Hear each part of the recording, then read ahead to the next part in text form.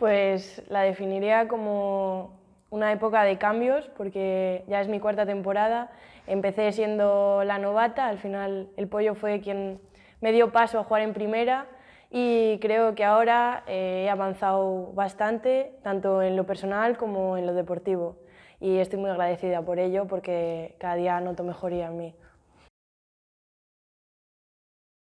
Bueno, creo que empezamos bastante bien. El empate contra Burela fue un subidón para nosotras. Creo que tenemos un equipo que compite bastante bien, aunque estas últimas jornadas hemos echado un poco en falta ese aspecto, que creo que lo hemos estado mejorando durante la semana, pero creo que podemos hacer una muy buena temporada y a pesar de la mala racha que estemos llevando ahora, pues seguimos adelante, que lo que cuenta es el siguiente partido.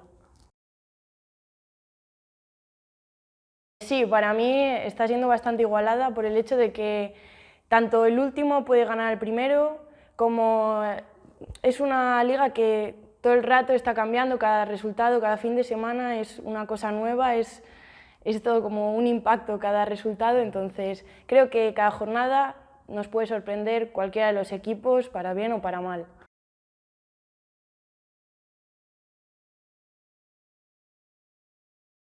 Bueno, al final miras la clasificación porque son importantes los puntos, pero ahora mismo que estamos pasando por esa mala racha, porque no nos entran las bolas o porque quizás nos falta competir un poco mejor, creo que tenemos en cuenta partido a partido y nada, avanzar y este fin de tenemos un partido muy importante que queremos ganar y queremos conseguir los 3 puntos.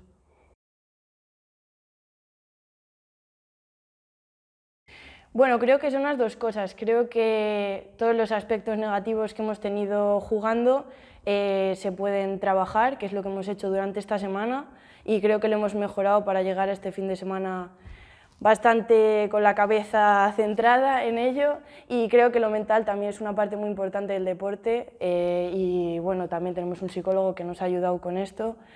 y estamos preparadas para lo que viene y con muchas ganas de este sábado.